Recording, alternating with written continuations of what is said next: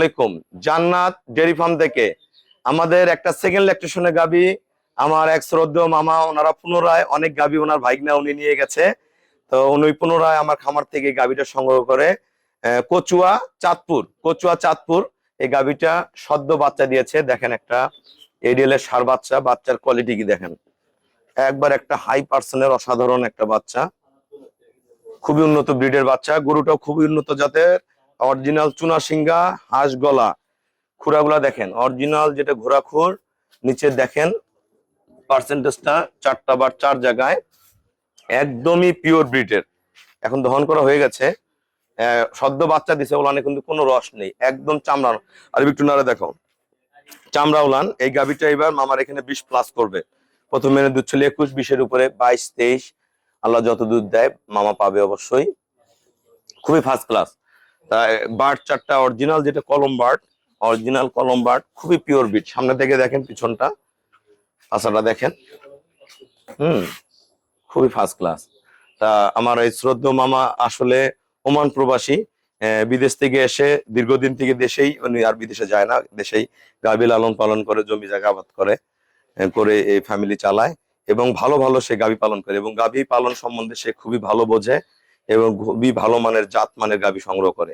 তা আমরা মামার সাথে একটু কথা বলবো। আসসালামু আলাইকুম। আমার ঠিকানাটা হলো নীলফামারী জেলা, ডোমার থানায়। ডোমারে এসে বলবেন যে বক্কর মোড় ফরেশপাড়া বললে সরাসরি আমার খামারে চলে আসতে পারবেন।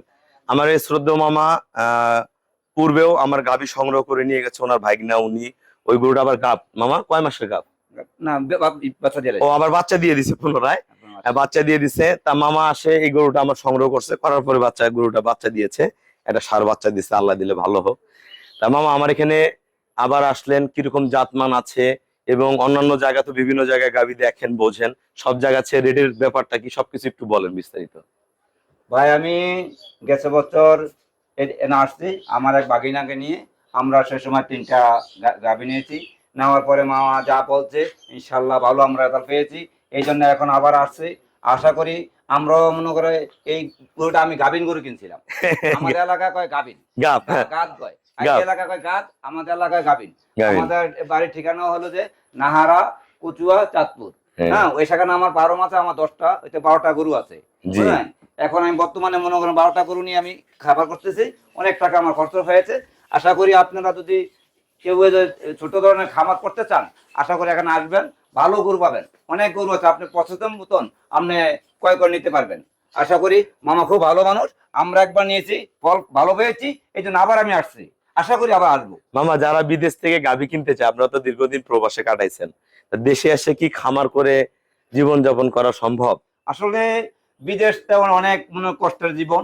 যদি যারা আসেন, যে বলেন যে আর বিদেশ করব না, আমি একটি খামার করব, আশা করি এখানে আসবেন, আসার পরে ইনশাল্লাহ আপনাকে ফল ইনশাল্লাহ পাবেন। কারণ আমিও মনে করেন ওমানে ছিলাম, জ্বালানে, আমিও প্রায় 10 হতে 12 বছর ছিলাম। আসার পরে দেশের মধ্যে মনে করেন অনেক চাষাবাস করছি, আমাদের জায়গা জমি আছে। এখন তারপরে মনে দিলাম যে একটা খামার করব, আশা করি আমি একটা খামার করছি।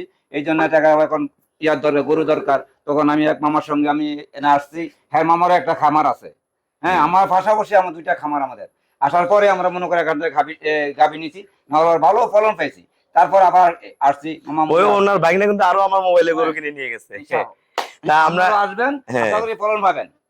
একটা জিনিস কি, আমরা যারা আসতে পারবেন না, মামারা যদি, ওনার ভাইগনা কিন্তু আমার কাছে ফোনে আবার গরু নিয়ে গেছে 2টা।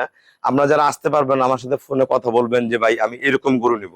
আমার এখানে বাস্তবে যা দুধ হয়, মামারা দেখছে আমার অনেক গরু দুধ দোয়াইছে, যা দুধ হয় আমরা তাই বলবো, এবং আমরা ডিজিটাল স্কেলে দুধ মেপে গাভীগুলা বিক্রয় করি। আর একটা জিনিস কি, ভালো জাতমান কিনে যদি খামার করেন, যতদিন খামার থাকবে, এই গাভীটা যদি মামার ঘরে 5টা 7টাও বাচ্চা দেয়, জাতের পেট থেকে জাত হবে। তা উনি জাত কিনে, জাতের বাইরে কোনো কথা বলে না। উনি খুবই ভালো মানের মানুষ, এবং খুব পরিশ্রম করে।